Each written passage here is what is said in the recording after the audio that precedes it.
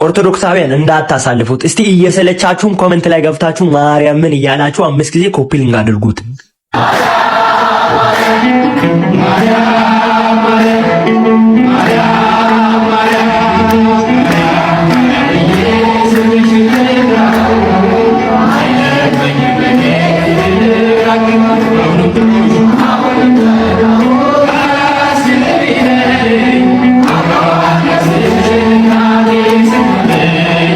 ከዚህ በኋላ የአባቴ እምነት ነው በሚል ብቻ የሚከተለን ሰው እንደማይኖር እርግጠኞች ሁኑ።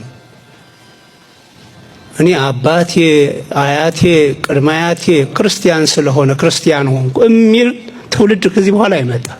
የእናንተ ልጆች እንደናንተ ሆነው አይመጡም። ዝም ብለው መረዳት ይፈልጋሉ። ካልተረዱ በተሳሳተ መንገድ ከሚያስረዳቸው ጋር ይቀጥላሉ። ፕሮቴስታንት በሏቸው፣ ሙስሊሞች በሏቸው፣ ካቶሊክ በሏቸው፣ ጆባ በሏቸው፣ እንደፈለገ የመራቸው ይወስዳቸዋል። የኛ የሚሉት ዕውቀት ሊኖራቸው ይገባል። ልክ ነው የአባቴ እምነት ማለት የእናቴ እምነት ማለት የአባቴ እምነት ይሄ ነው ብለው ግን መተንተን ያስፈልጋቸዋል። እንዲህ አይነት ምዕመናን ነው ሊኖሩን የሚገባው። ስለዚህ እንዲህ አይነት ምዕመናን እንዲኖሩ ምን እናድርግ? አሁን ምን ላይ እንስራ? ሰንበት ትምህርት ቤት ላይ እንስራ። ሰንበት ትምህርት ቤት ላይ እንስራ።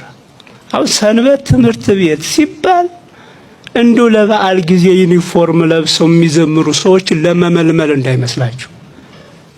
ምዕመናንን ለመፍጠር ነው፣ አማኞችን ለመፍጠር ነው። ስለዚህ የሀገረ ስብከትም የወረዳ ቤተ ክህነትም የአጥቢያዎችም ትኩረት ሰንበት ትምህርት ቤት ላይ ነው። ልጆቻችን ገብተዋል የሰንበት ትምህርት ቤት ስለ መንግስተ ሰማያት መማር ጀምረዋል ማለት አለብን።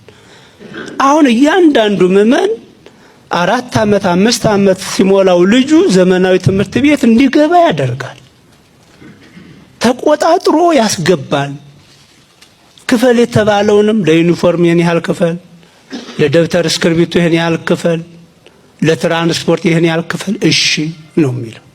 ይገባልም። ይሄ ግን እግዚአብሔርን ወደ ማወቅ ልጆች ገብተዋል ወይ እግዚአብሔርን ያውቃሉ ወይ ወደሚለው አላዘነበልንም። እንዲህ ካላደረግን በዚህ አግባብ ልጆቻችንን ካላፈራን እንዴት ልጅን ቤተክርስቲያን የምናስረክበው?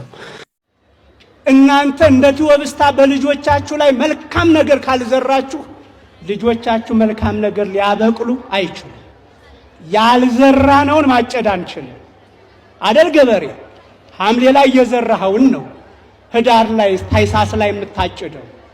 ያልዘራኸውን ስንዴ ያልዘራኸውን ጤፍ ታኅሳስ ላይ ጥር ላይ ህዳር ላይ መሰብሰብ አትችልም።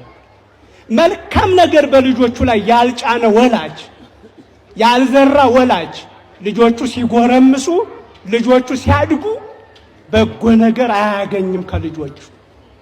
አይ ዛሬ ልጅ እያለ ያወራል ውሸቱ። ሳታስተምር ምን ሊያበቅሉ ኑሮ?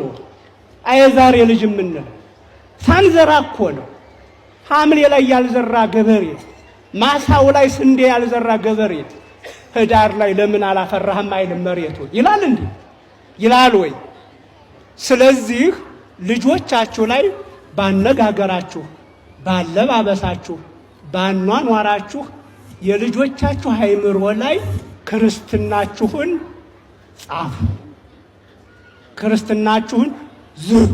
ሁሉን የፈጠረ ሁሉን የጀመረ ሁሉንም የፈጸመ ሁሉን የያዘ ሁሉንም የጨበጠ እግዚአብሔር መላእክትና የመላእክት አለቆች መናብርትና ስልጣናት አጋዕዝትና ኃይላት ፀሐይና ጨረቃ ከዋክብትም ድርገታትም የሚሰግዱለት ተገዦቹና ግዛቱ ጉልቱም ናቸውና በሁሉ ባለጠጋ ሲሆን ራሱን ከሁሉ ድሃ አደረገ። ኃያል ወልድን ፍቅር ከዙፋኑ ሳበው እስከ ሞትም አደረሰው። የሚስቡትን ሰዎች በቀንዱ የማይበረታታ ለሚያርዱትም ሰዎች አንገቱን የሚያዘነብል ለምን ይደንቅ በሚሸልተው ፊት የማይናገር በግ እንደምን ያለ ነው። በመከራው ጊዜ በሚወጉት ፊት አፉን ያልገለጸ ምን ትዕግስት ነው። ዮሴፍ ከተወዳጃት ክቡር ዕንቁንም ከውስጧ ካገኘባት ሳጥን የተገኘ ህብስት እንደምን ያለ ነው! በውስጧ ሰው ካልገባባት አዳራሽ የተገኘ ጽዋ እንደምን ያለ ነው! ፈጽሞ የተለየ ሳይሆን ከዚህ ከህብስት የተለየ ይህ ትምህርተ መስቀል ምን ድንቅ ነው! መልኩ ልምላሜው ጣዕሙ አንድ ነው እንጂ መለኮቱ ከሰውነቱ ፈጽሞ የተለየ እንዳይደለ፣ እንዲሁም ይህ ትምህርተ መስቀል ከዚህ ህብስት ፈጽሞ የተለየ አይደለም። እንዲሁም ገናናነት ከትሕትናችን፣ ትሕትናችን ከገናናነት ጋር እንዲሁን ዓለሙን የያዘ አንተ አምላካችን እግዚአብሔር